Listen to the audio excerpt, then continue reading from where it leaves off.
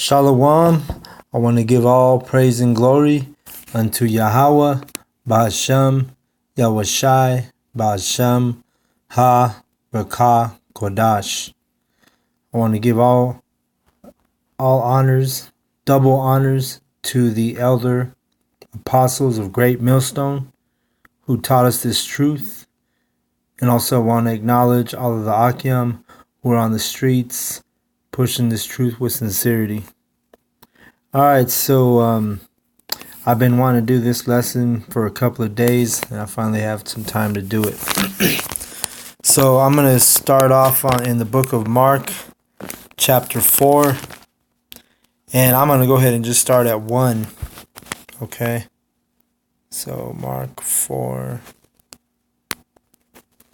and 1, and it reads, "And he began to teach by the seaside, and there was gathered unto him a great multitude, so that he entered into a ship and sat in the sea, and the whole multitude was by the sea on the land.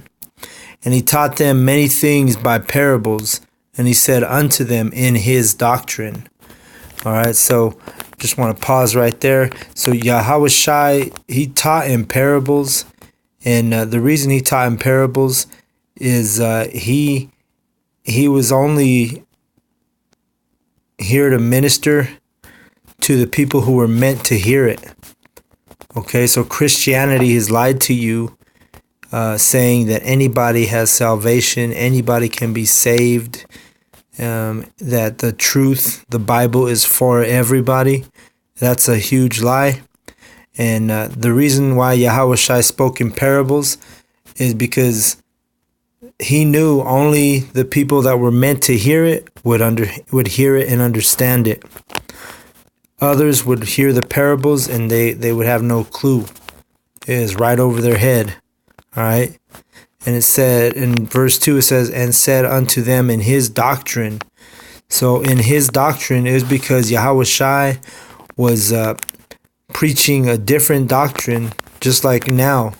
The prophets on the streets, we're teaching a different doctrine than what everybody's been used to and what they've been taught. And they've basically been brainwashed and manipulated into believing nothing but lies. All right, so Mark 4 and 3 says, "Hearken, behold, there went out a sower to sow. And it came to pass, as he sowed, some fell by the wayside, and the fowls of the air came and devoured it up. And some fell on stony ground, where it had not much earth, and immediately it sprang up, because it had no depth of earth." And really quick, the word sower, what that means is to scatter seed across the earth. So, and in Hebrew, you say zara. Zara. That's how you say sower in the Hebrew. Z-A-R-A. But you roll that R. Mark 4 and 5. "And some fell on stony ground, where it had not much earth, and immediately it sprang up, because it had no depth of earth.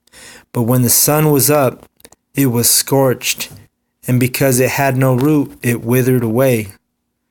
Okay, and this is dealing with, because when we preach this truth and we teach people and we share the truth with Israelites, other Israelites, we're literally planting seeds. Okay, so you may share this truth with one of your Israelite friends or family, and that's what this parable is explaining. Some of them are gonna yield much fruit. Some of them are gonna hear it, and they're going to they'll like the sound of being called an Israelite, but that's as far as they take it. They don't go any further, meaning they don't go do research, they don't go start studying the Bible. They just leave it at that, but they feel good about themselves because they found out they're an Israelite, right? So we're on Mark 4 and 6. "But when the sun was up, it was scorched, and because it had no root, it withered away. right? So you may know you're an Israelite, but that doesn't mean nothing if you don't take it a step further, and start studying and then eventually prophesying and teaching. You're going to wither away if that's what type of Israelite you are. Mark 4:7. And some fell among thorns, and the thorns grew up and choked it, and it yielded no fruit. And other fell on good ground, and did yield fruit that sprang up and increased, and brought forth some 30, and some 60, and some 100. Okay, so that's an example of an elect man in this truth. Someone who's going to, learn that they're an Israelite. They're going to take it upon themselves to start studying the scriptures, the Holy Spirit. And they're going to eventually, have a fire for this truth. They're going to be on fire for this truth.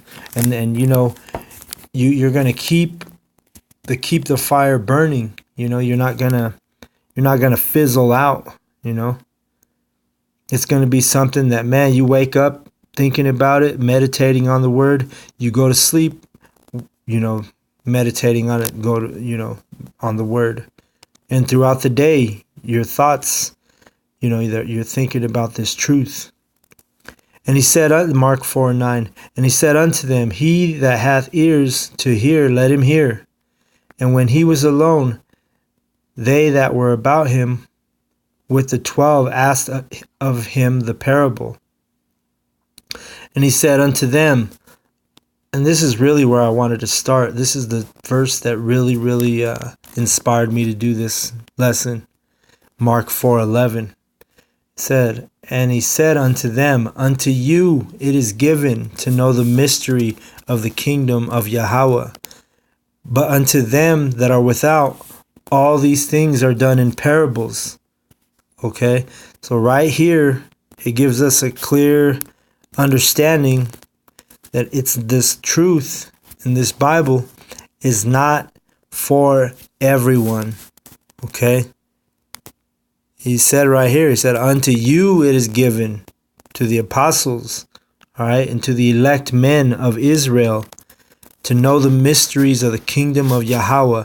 But unto them that are without, all these things are done in parables, meaning a parable will go right over their head. They have no understanding. They hear it, they don't understand it. The next verse, Mark 4:12, that seeing they may see and not perceive, and hearing they may hear